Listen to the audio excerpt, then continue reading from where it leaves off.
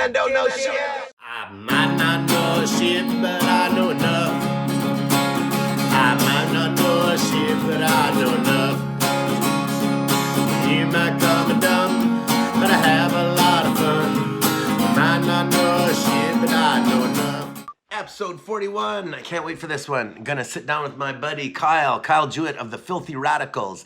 Man, we've done many shows together over the years. I'd go so far as to say like 8 years ago is probably the first time we ever did a show together. Something like that. I'll ask him what he thinks about that because my memory's a little fucked and shit. But he's got all kinds of stuff going on, so I can't wait to share it with you. And this is going to be just absolutely great. He's got a heart of gold. I'm sure you will see that within the first few minutes of this podcast. And don't forget to hit subscribe, and there's a PayPal link underneath here. That's if you want to support the channel anyway, 50 cents, $1 or more, whatever it is. It's to be a producer program and all that kind of thing. Be part of the family. All right, let's do this. Boom. How's it going, man? Dude, what is up? Oh, hey, what you got in your hands there? This is the girlfriend's new Gretsch. Oh, sweet. Yeah. What's the pickup there? That's pretty cool. I like that. Dude, it sounds fucking phenomenal. Like, these guitars are little gems. I absolutely am. Like, I got 2 other acoustics just sitting here, just looking all jealous because all I do is play this one now. That's awesome. My buddy Dave Cooper has a Gretsch acoustic, kind of like that there. It's really fun, actually. Yeah. My buddy Eric Crowley, he lived in Montreal, and he was telling me one of his buddies, I think he was in the band Toxic, he loved the guitar so much that he actually bought a couple of them. So each room has a different little Gretsch. So he loves it that much. I love it. That's great. My dad kind of does that. Like, you'll go into wander through the house, and then there's always a guitar in every room. So when you want to grab one, it's always there. Love that. Yeah, man. How are you doing? Good to see your face, brother.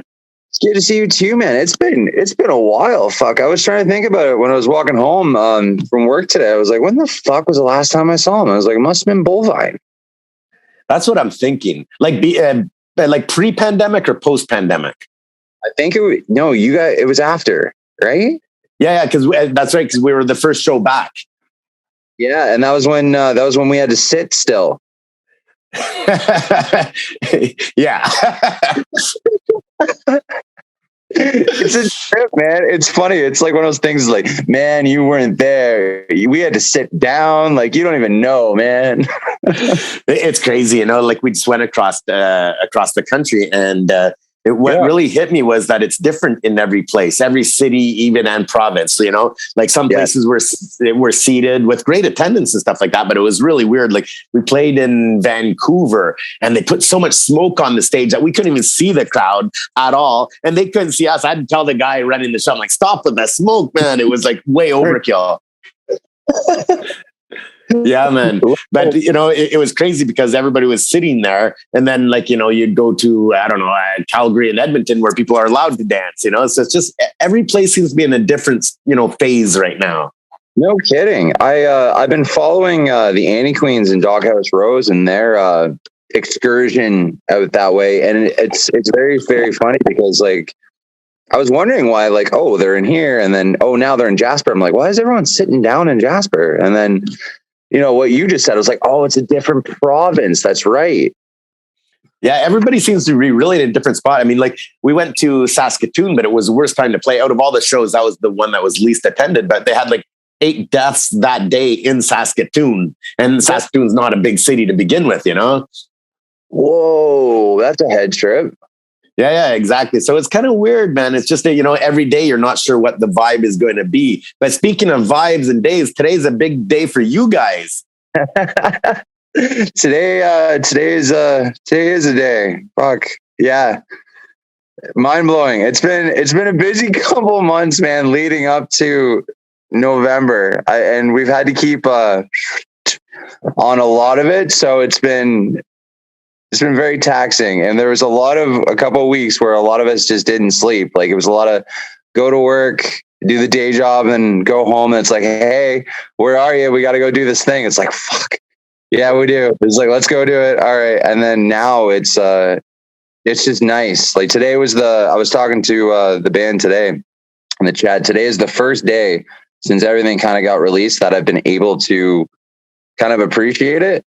If that makes sense, just like, doing the day job and then doing, after doing so much band stuff for so long, seeing it become a thing just so it can be released later and stuff. You're like, oh, I'm tired. I'm so tired. And like, you can't appreciate it. But today was the first day it hit me. I was on my lunch break and I was like, oh, this is cool. I was like, this is why we're working so hard. This is so dope. And it's like, and everyone's been so cool about it. Like I've been getting messages, like not just from like family and stuff, like people I haven't talked to in years. Just like, see, I'm not sure people know what we're talking about actually though. Because today I just listened to the first single today, right? Freedom 45 was released. That's right. Good job, man.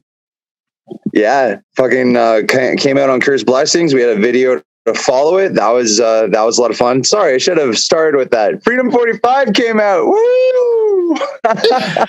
Yeah, man. But like, I mean, it's kind of a month of big news for you guys, right? Because like, okay, I want to know if I got this story straight. Okay. Because I don't want to mislead anybody. There's an EP that came out today called Freedom 45 on Cursed Blessings Records, right? Correct. Okay. Got that part. And then there's another big announcement at the same time, right? That's true. That is very, very accurate.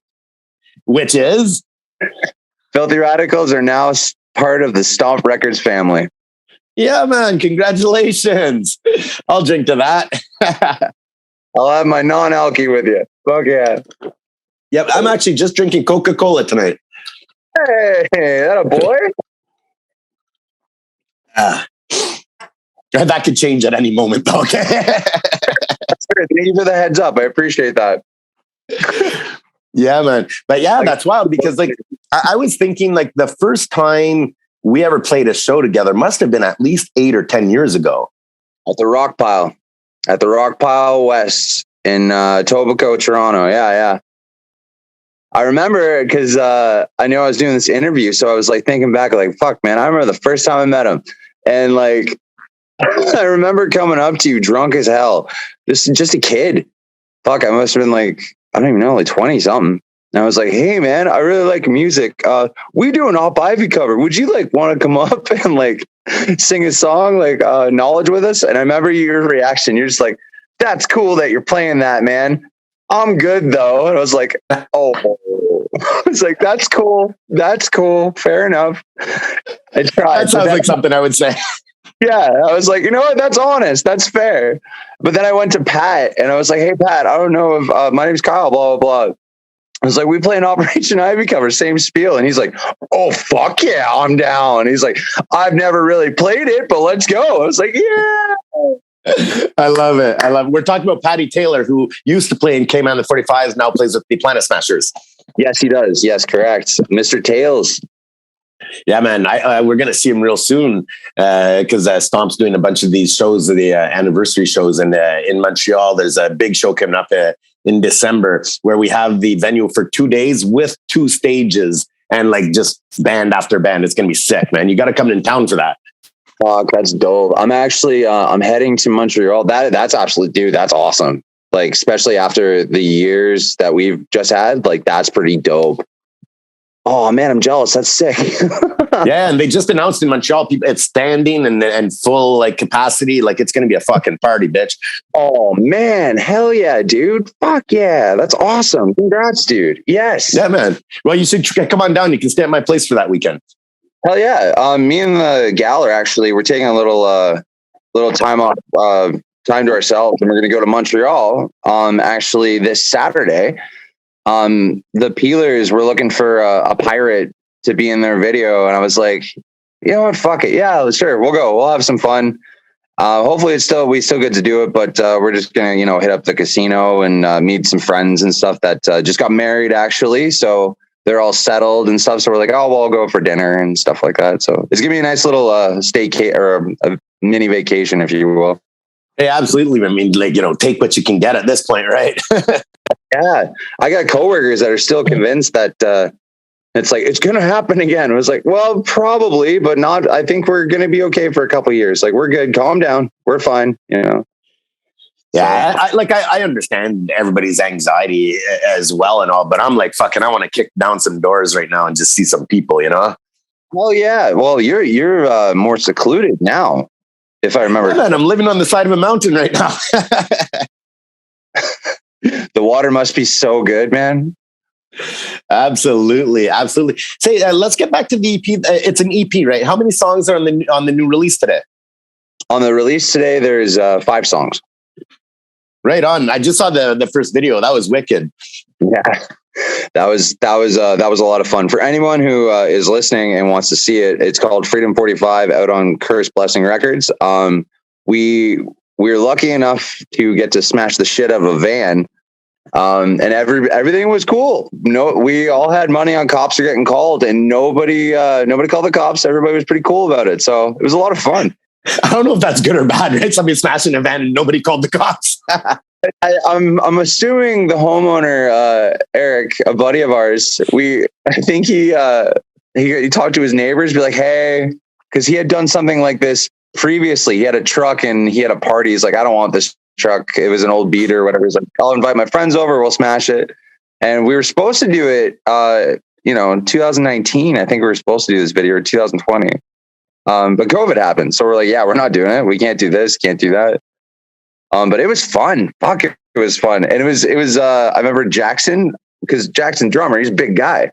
And I was like, can't wait to see him like swing a hammer. So stoked. And the first time he hits it, the glass doesn't break. And I burst out laughing. I was like, That's awesome, man. So, like, are you guys going to tour at all to support the release that just came out? Or are you going to wait because something else is coming out?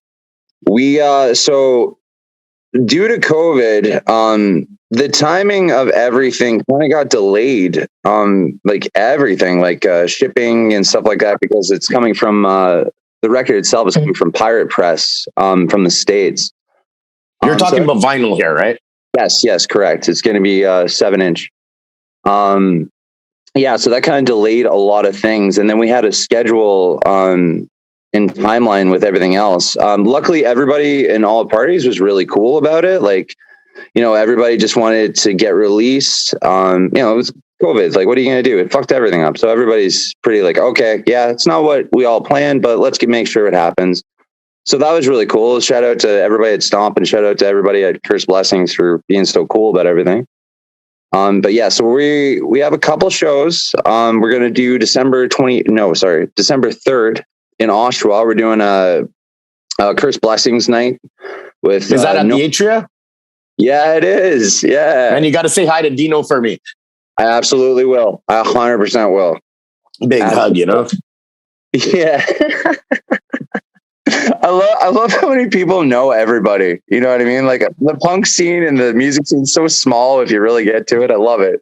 It's amazing. But I mean, like, if you look at the bands that regularly play, whether it's Quebec, Ontario, or across Canada, you realize that like you're in this circle of like, all the club owners, the promoters, and you're in the band and your friends are in it too. And the people doing the sound, and it's just one family. Everybody's working together. That's why it's so important, like, to not burn bridges too, because everybody knows each other too. Right.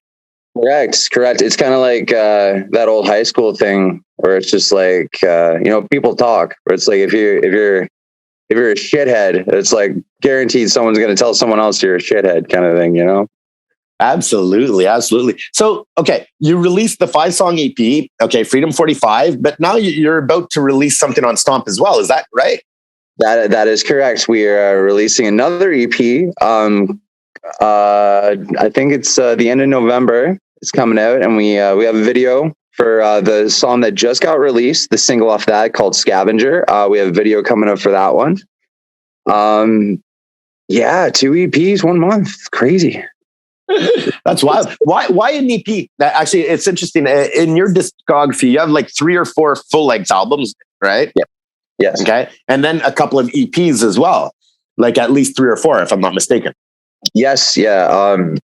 We got it's quite the handsome mixed collection.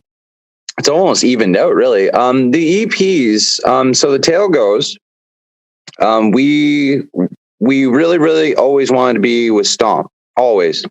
like even when we were like 15 when we started the band. So that was the goal. And you know, we finally presented these songs, the EP that's coming out on Stomp, to them, and this is right before COVID. You know, and everybody was really cool. Like Matt Collier from Smashers, he was always like really cool to talk to. He got us on Pooza, and he was always a genuine guy.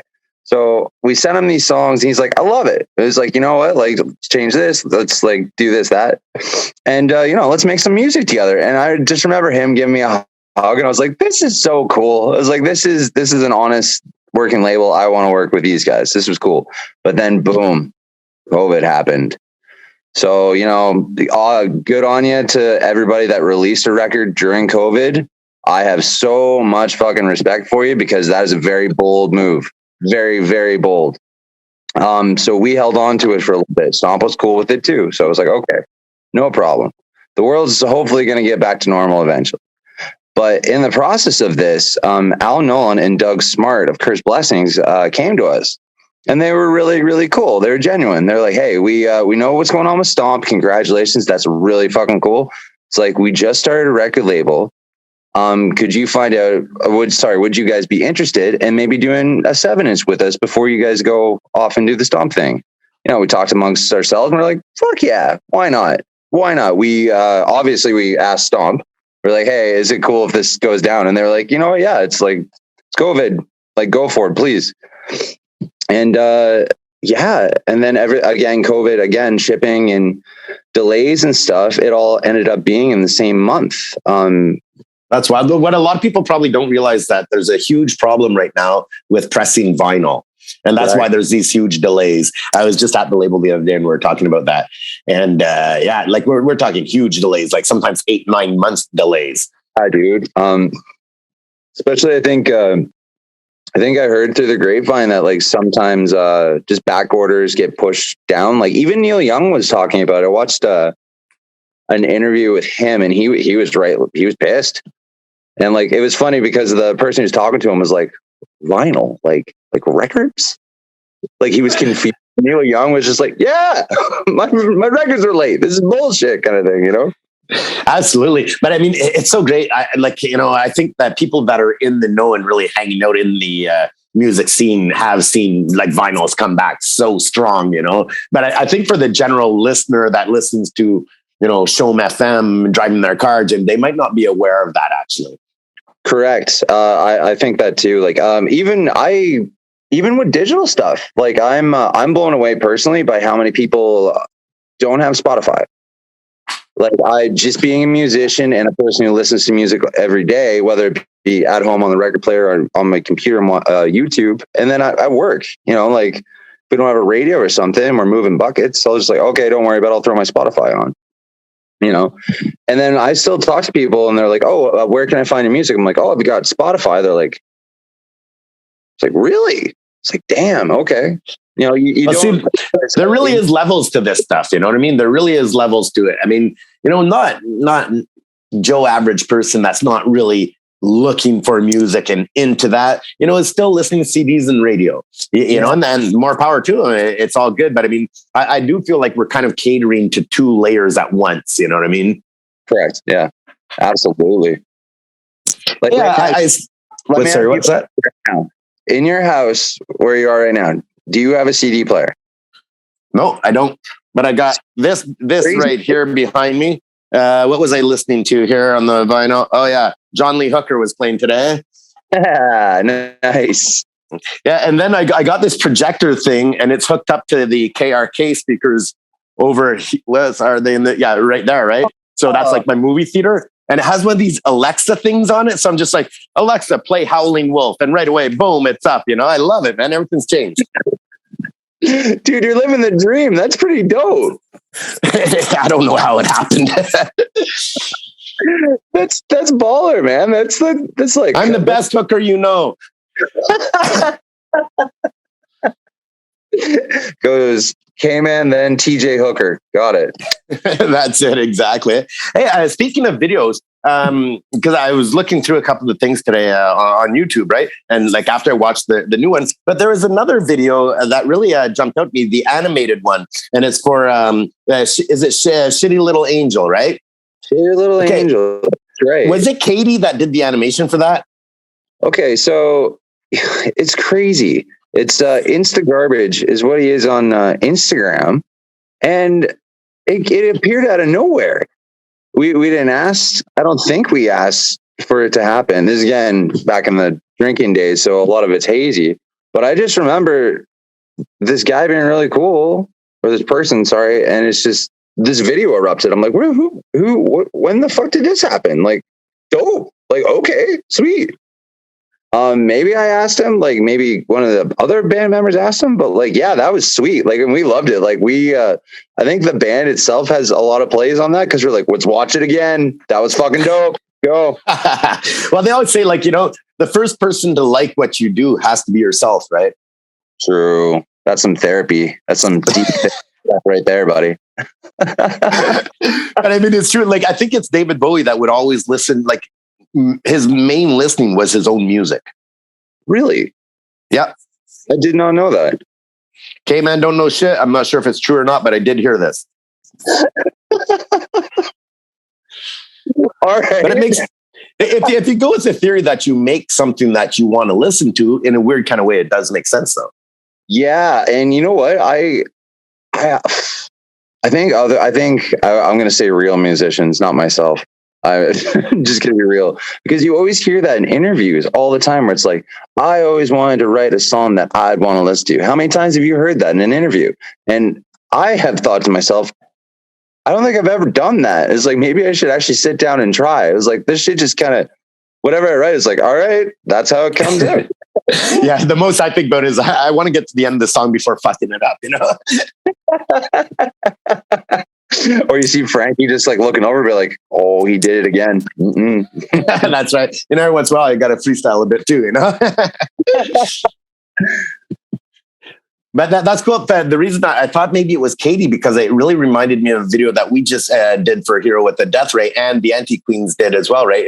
Katie, and she's from Toronto. So I just imagined it was her because it actually reminded me a lot about it, the video that you did there, the Shitty Little Angel. You're kidding. Fuck, man. No, because she did the Run video for Anti-Queens, right? Was that the same person? Oh, okay. No, this is just a fan on Instagram. He does a lot too. Like he's really, really good. And like I remember talking to him because I approached him with an idea later on, of course, and he told me how long it takes him to do like this and that, and I was like, dude, like I'm blown away. Like you're really, really good at what you do. Like he did one for the Bomb Pops too. He did one for Creep Show, I think. Cool. I should reach out to that guy. Yeah. Insta Garbage on Instagram. If anybody's listening and they want some animation done, hit him up. Right. But it's funny, as I was going through like some of your music, kind of a refresher. I mean, I know what you guys sound with, especially live, because we've done it many times. What was that? Sorry.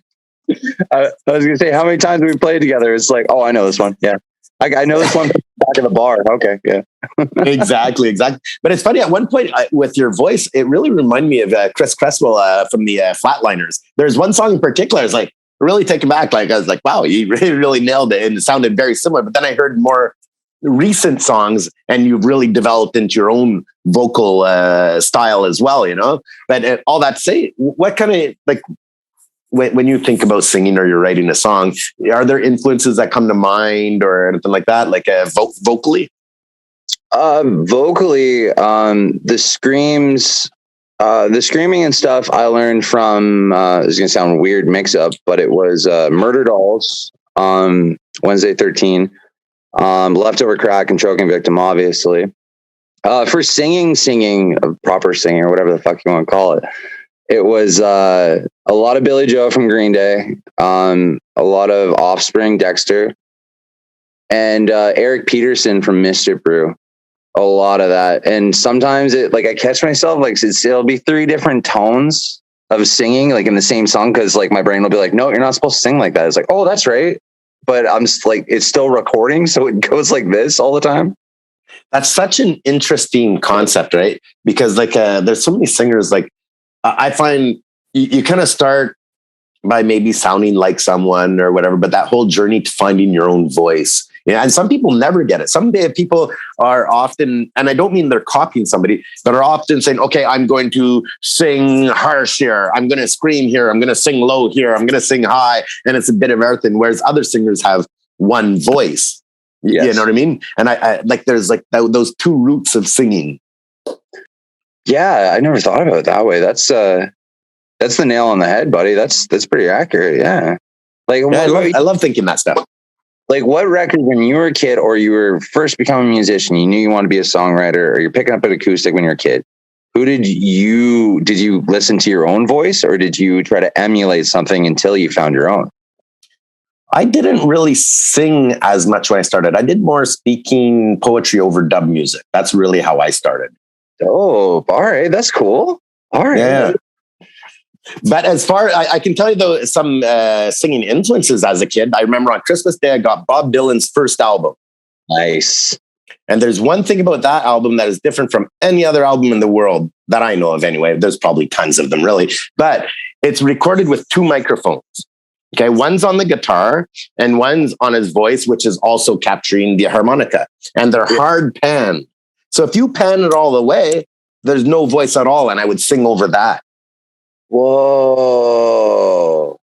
Yo, that's some movie stuff, man. That's cool.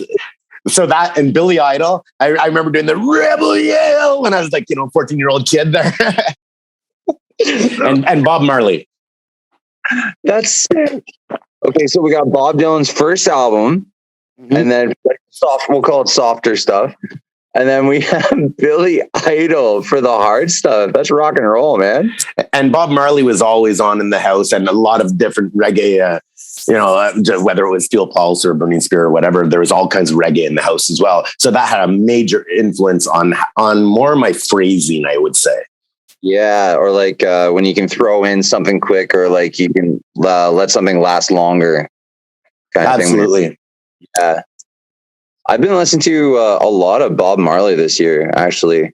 A lot. Like I didn't really listen to him other than the radio. Like I wasn't into him like my friends were in high school, but something about this year in gardening, like a lot of Sam Cooke, a lot of Bob Marley, a lot of like the old classic stuff. Like I think I listened to Elvis's Falling in Love with You or whatever the song's called, the nice ballad one. I think I listened to that like ridiculous amount this year. It's funny. I was listening to Bob Marley with Frankie actually in the van the other day. We had one day. It was sunny. We're driving through the where were we? I can't remember. I think we're on our way to Saskatoon or something like that. It was super sunny, right? Going through the ferries, and we're eating edibles and stuff like this, and listening to Bob Marley. And one thing that's really interesting in Bob Marley's music, compared to a lot of other reggae and modern reggae and stuff, you can listen to a whole album and not hear one cymbal. Whereas the hi-hats are really high in the mix, but you're not hearing big crash cymbals. They're just more into the hi-hat and keeping that rhythm rolling forward. And then you might have percussion on the side and stuff but there's not that stuff. That's not on his albums, or especially not on the earlier albums. Yeah. I'm going to listen to like all of Bob Marley tomorrow at work. You understand that now, right? Because I'm going to be like, no, he's definitely got to hit a cymbal. Dude, we listened to a whole album. There wasn't one cymbal on it. And I was like, it really works actually. And I think that was a big part of how they got that acoustic, even though it was an electric rhythm sound going with the percussion and the drums and the bass all together, but there wasn't that big punch thing. So it was just able to kind of float through the whole album, Yeah. That's an interesting way of doing it too.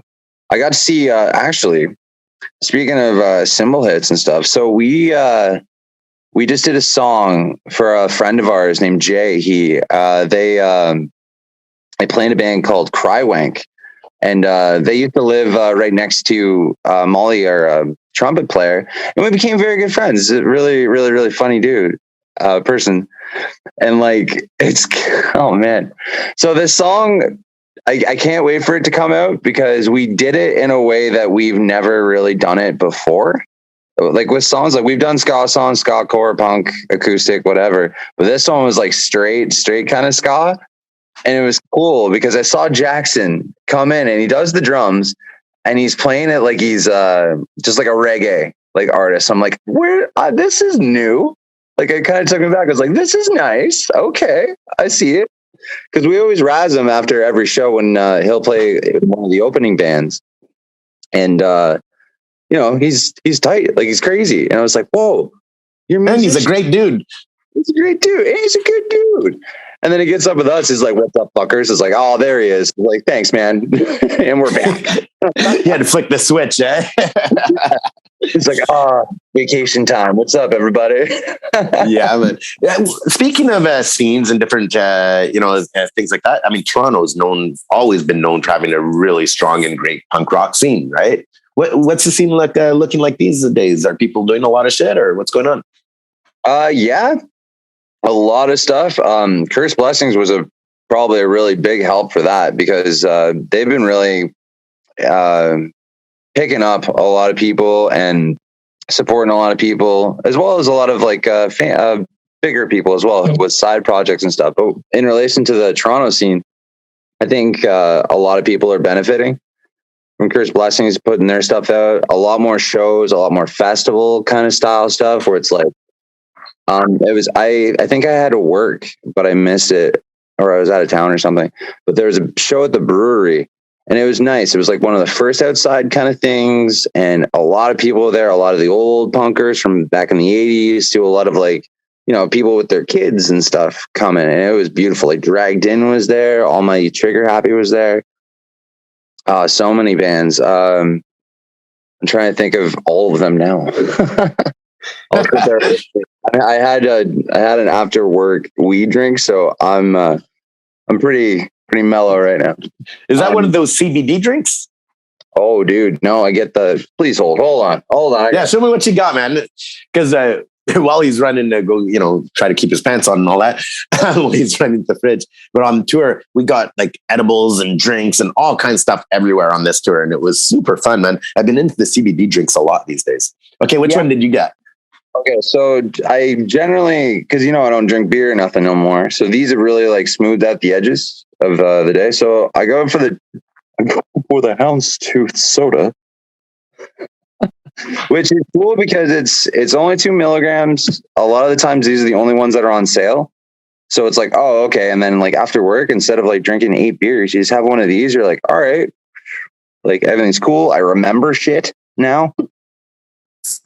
It's pretty crazy, eh? Well, like sobriety, I mean, it's something. I've tried it before, and but but like you've been sober for quite a bit now. Oh yeah, damn, 2 years and a couple of weeks, I think. Holy shit, yeah.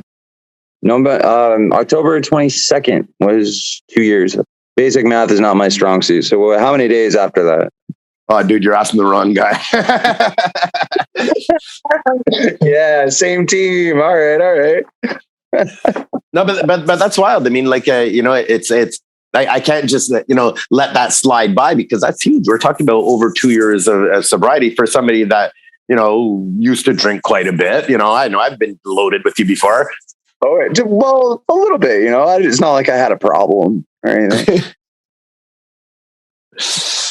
But was there a reason or some kind of event or anything that where you decided, okay, it's time? What is the best answer I can give you? So I had already had a little bit of a drinking problem for quite a while. It was more of just a habit I couldn't shake. It was every emotion you can imagine, and it's like celebration or mourning. It goes with a drink, to this, that. But then in 2018, I lost somebody I loved very, very, very much, like very, very much. And instead of maybe taking a step back and kind of realizing what I should do, I just fell way harder into the bottle. You know what I mean? And I just I don't know. I kind of felt like a loser. There was a lot more points where things stopped. Alcohol didn't make it fun. Drugs didn't make it fun anymore. It was just sad. And then I made a fool of myself way too many times. And there was so much stuff I still can't really remember, which kind of alarms me. I remember once I was having a bad go. Just an example. And my two friends let me crash on their couch. Like they just like, oh, we won't go out. Like we'll just have an inside night. Like we'll just chill. You seem to be having a hard time. And I remember like having a backpack full of beer and a 40 of whiskey. And then, woke up the next day, beer cans everywhere, fucking some of their cans and shit out of their fridge are everywhere, a whole bottle of fucking whiskey gone. And I was like, you guys drank all my whiskey. And they were just like, I was all you, buddy. You made me one drink and I had a sip and then you drank it after. I was like, fuck my life. So yeah. And I remember, so the day that I quit, I started up by my house at a bar and I just slowly worked my way home. You know what I mean? And, it got dark and I just realized that I was kind of just talking to myself. Like it used to be when I was happy and I'd go drinking, you sit there, you talk stories with people, strangers, they tell you about their day. You tell them about that. Oh, you got a story. I got another story. You sit there, you have fun. When I was just talking to myself, at the end of it, I realized like you're either kill yourself or like this is the decision you're gonna make. Like you're gonna keep doing this. You're eventually gonna die a lot faster than you should. But if you're gonna make a decision, choose it. Or maybe let's take a step back. Because like once you reach the point of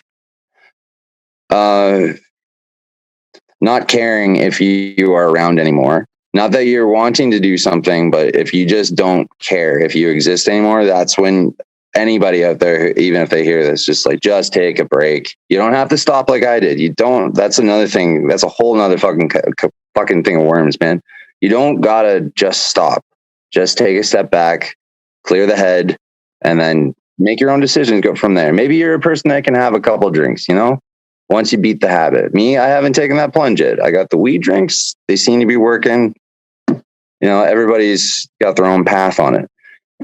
So that was another thing too, man. Like I went to, my friend took me to an NA class because I couldn't go to an AA one. Like something didn't line up. So I was like, oh, they have really strict rules, right? With like which category do you fall into? Yeah, like she, I suppose, yeah. I didn't really go. I only went to two. Went to NA one with my friend. She was really, really supportive. She had quit drinking as well. And when he says NA, just to be clear, we're talking about Narcotics Anonymous. Yes, sorry, correct. And I was like, oh, I thought we were going AA. It's like essentially the same thing. You just need to. I just want to get a taste of like what this is and et cetera. Go from there. I was like, cool. So I went, and you hear people talk and stuff like that. And I was like, there's a lot of love. There's a lot of love at these places. And I was like, okay, like that was, you hear people's stories and you just like, you take it upon yourself. Like, okay, yeah. They're that long of not doing something. I was like, I can do that too. And then I went to an AA one here in Toronto with another friend who had, stopped drinking. So it was nice. It was nice to see that not only that our strangers who are picking themselves back up can go on and still live their lives, but I had friends who were also going through it. So they're like, hey, let's go together. I was like, that's fucking cool. Like it really is a community thing, right? And it's really cool. Like, I mean, I've taken breaks. I don't party all the time, and especially not like I did back in the day or anything like that. I mean, I have my moments, don't get me wrong, but they're fucking legendary. But no, the thing is though, like, you have to listen to yourself. That's the best advice for anybody. I mean, there was one time this year about January, I was very upset. And I knew that alcohol or any hard drugs would be a bad idea with how upset I was during that time.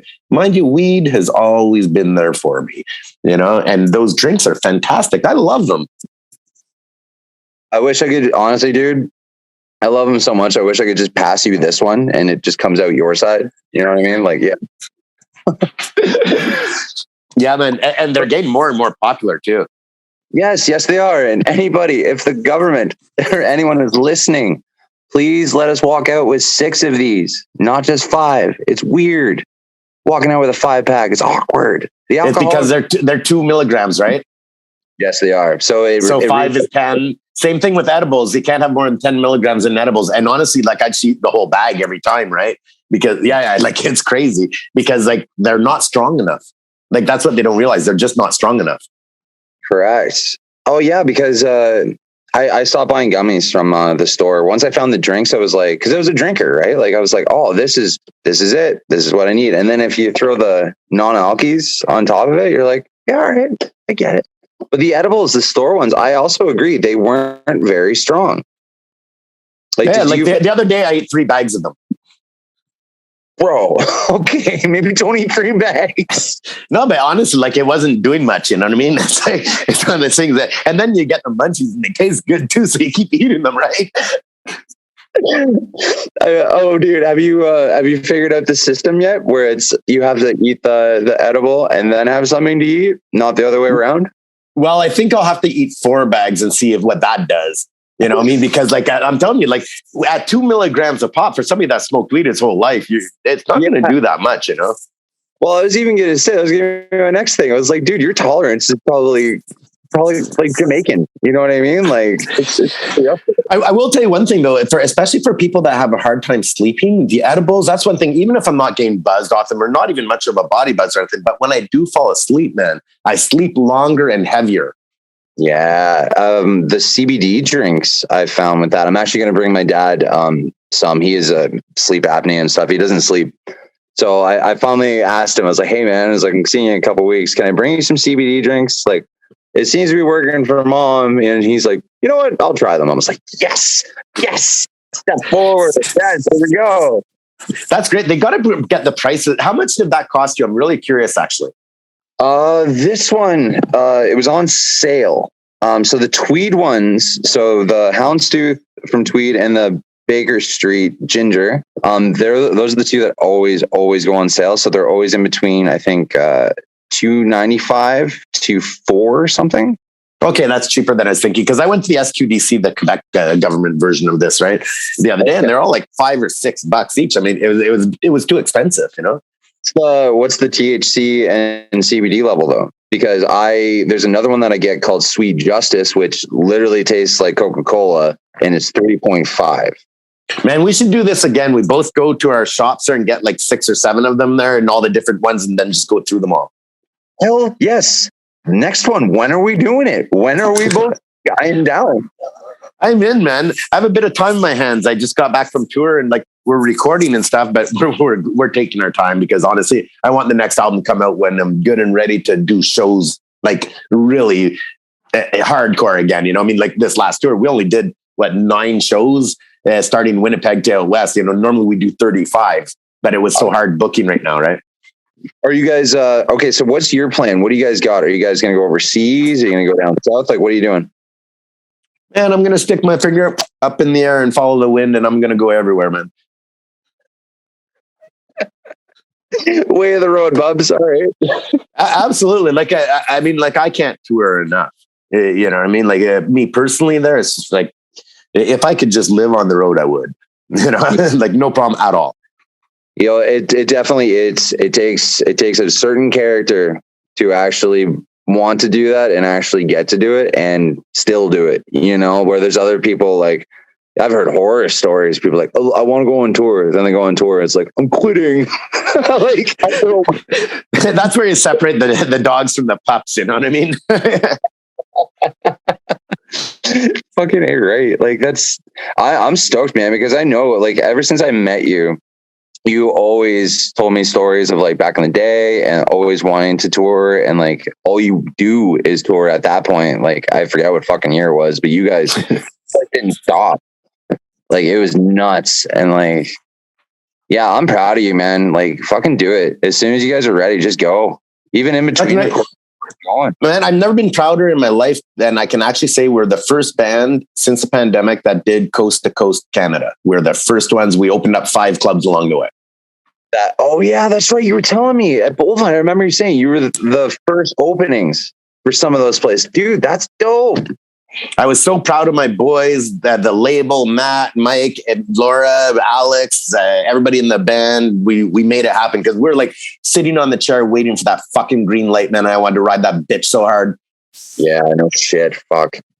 I didn't think, you know what? I didn't think it was going to happen. There was a good point where I was like, one more year? Like, is this maybe? Like, fuck. Like, Speaking of one thing I hate, one thing I love, hate fucking COVID. I love fucking pizza. Talk to me about you and pizza during the pandemic, motherfucker. Yeah, I guess I got a little sidetracked there. These things work. Pizza. All right. Well, what's the saying? It's like idle hands or something like that. The devil's work or some shit. I had no shows to play. And I had no hammer or wall to fucking hit and get money. So I had to sit like everybody else, man. And the retirement goal that me and my best friend Frank have always had, like for the past couple of years, has been like, we're going to own a pizzeria. I was like, that's what's going to happen. So, you know, those government checks weren't a lot of money. So I couldn't put a down payment on shit. So I made my own out of my apartment. And I started selling to my friends. And then it was like, exclusively just through Instagram.